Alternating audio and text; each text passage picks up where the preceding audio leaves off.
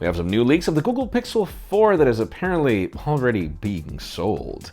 It looks like the 2020 iPad Pros and MacBook Pro will bring some impressive displays, and the Samsung Galaxy S11 will reportedly bring a new sensor to compete with Apple's Face ID and health features.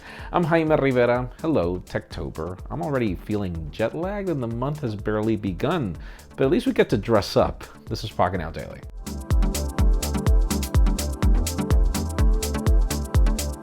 The official news today begin with deals. Obviously, the hottest news today will have to do with Pixels, but let's begin with the fact that you can get them really cheap right now again. This is your weekly reminder that the Google Pixel 3 and Pixel 3 XL are still $300 off on the Google Store.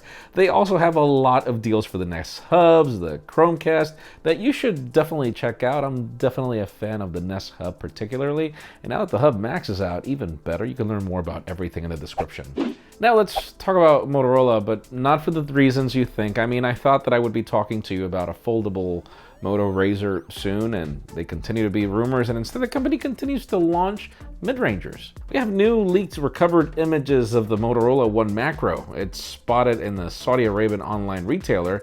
It features a triple camera setup, including a 2-megapixel macro camera that we've been seeing more and more of lately, a 13-megapixel main sensor, and a 2-megapixel depth sensor. Other details include 2 gigs of RAM, a Helio P60 from MediaTek, and probably the coolest price is the coolest part is the price tag, $240. Stay tuned, it seems that this is Motorola's angle lately. Now, obviously, tomorrow is Microsoft's October 2nd event. I am looking forward to seeing what we get. It's just such an early event for New York, but the point being is that we've already got leaks about it. Obviously, Blass has been hard at work. Now we get to see images of the Surface 7 Pro or Surface Pro 7.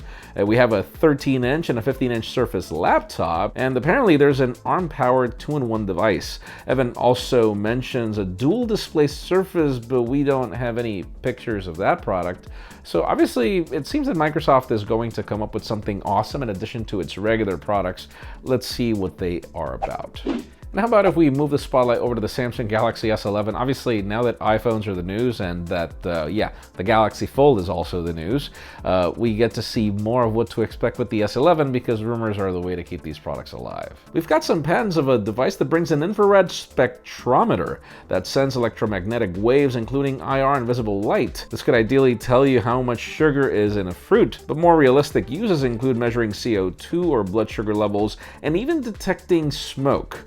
This could also become Samsung's competition to Face ID, but it all depends if they figure it out. I mean, I thought that the whole time a flight thing was going to be the competitor to Face ID, and I'm still waiting. Now let's move the spotlight over to the company that has figured that part out with Face ID, Apple. As obviously we're waiting for an October event where we usually get refreshes on MacBooks and also on iPads, and we get to hear more information on what to expect from Min Chi Kuo. Apparently mini LEDs will be all the fanfare for iPads and MacBooks, but the problem is that apparently he expects them to not come until 2020 or 2021.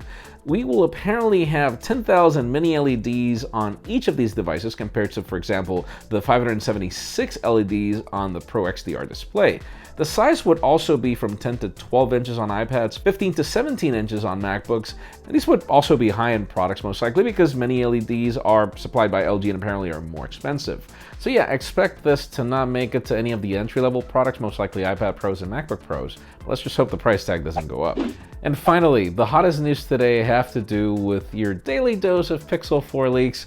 Now with the fact that if you want to buy one, you actually can. First of all, we have some high-resolution leaks of the Google Pixel 4 posted by Blass showing everything we've already seen. That's really not news, but really on the other note is the fact that apparently you can already buy some of the demo units that have been leaked of the Pixel 4 XL on a Malaysian auction site for around $1,200 for the 128GB variant. The seller claims that it will support the 40-watt charging, but you won't find that charger out of the box.